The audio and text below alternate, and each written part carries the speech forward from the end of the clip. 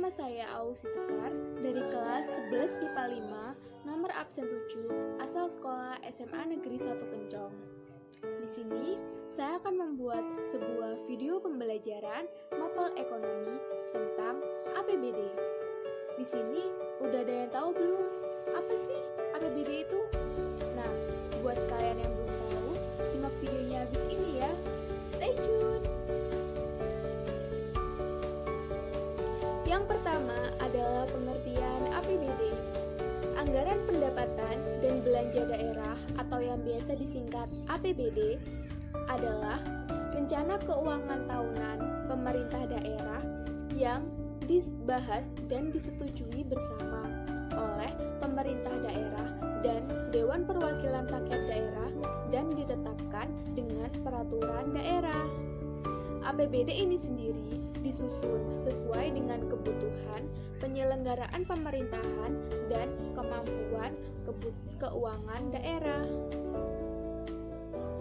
Tahun anggaran APBD yaitu 1 tahun, dimulai pada tanggal 1 Januari sampai dengan tanggal 31 Desember.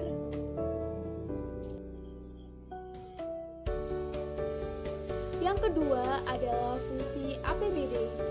APBD ternyata memiliki beberapa fungsi loh teman-teman. Totalnya ada 5 fungsi. Fungsi yang pertama yaitu fungsi otorisasi. Menurut fungsi otorisasi, APBD berfungsi sebagai dasar bagi pemerintah daerah dalam menjalankan pendapatan dan belanja dalam waktu 1 tahun. Fungsi yang kedua yaitu fungsi perencanaan. Menurut fungsi perencanaan, APBD merupakan pedoman bagi pemerintah daerah dalam menyusun perencanaan penyelenggaraan pemerintahan pada tahun yang bersangkutan. Fungsi yang ketiga yaitu fungsi pengawasan. Menurut fungsi pengawasan, APBD merupakan pedoman bagi DPRD, BPK, dan instansi pelaksanaan pengawasan lainnya dalam menjalankan fungsi pengawasan. Fungsi yang keempat yaitu fungsi alokasi. Dalam APBD telah digambarkan secara jelas bahwa sumber-sumber pendapatan dan pembelanjaannya yang harus dilaksanakan oleh pemerintah daerah. Dan fungsi yang terakhir yaitu fungsi distribusi. Menurut fungsi distribusi, sumber-sumber pendapatan yang diperoleh dari APBD digunakan untuk pembelanjaan-pembelanjaan sesuai dengan kondisi setiap daerah, tentunya dengan mempertimbangkan asas keadilan dan kepatutan. Yang ketiga yaitu tujuan APBD. Seperti yang kita ketahui dan yang telah saya jelaskan tadi, bahwa APBD itu disusun sebagai pedoman pendapatan dan belanja dalam melaksanakan kegiatan pemerintahan daerah. Nah, artinya dalam hal ini, pemerintah itu telah mengetahui dan memiliki gambaran secara luas tentang apa saja pendapatan yang akan diterima oleh daerah tersebut dan juga apa saja pengeluaran yang akan dikeluarkan oleh daerah tersebut dalam masa 1 tahun. Nah, setelah APBD menjadi pedoman, maka segala kesalahan, pemborosan, dan juga penyelewengan yang dapat merugikan daerah tersebut dapat dihindari. Selanjutnya, yang keempat yaitu sumber-sumber penerimaan daerah. Penerimaan daerah dalam pelaksanaan desentralisasi terdiri atas pendapatan daerah dan juga pembiayaan. Pendapatan daerah itu sendiri bersumber dari 3 hal. Yang pertama yaitu pendapatan asli daerah. Pendapatan asli daerah adalah pendapatan yang diperoleh daerah yang dipungut berdasarkan peraturan daerah sesuai dengan peraturan perundang-undangan. Nah, pendapatan asli daerah ini bersumber dari 4 hal, yaitu yang pertama, pajak daerah. Yang kedua, retribusi daerah. Yang ketiga, hasil kekayaan daerah yang dipisahkan. Dan yang keempat, pendapatan asli daerah lain-lain yang sah. Sumber pendapatan daerah yang kedua adalah dana perimbangan. Dana perimbangan adalah dana yang bersumber dari APBN yang dialokasikan kepada suatu daerah dengan tujuan untuk memenuhi kebutuhan daerah tersebut dalam rangka pelaksanaan desentralisasi. Selanjutnya, yang ketiga yaitu pendapatan lain-lain.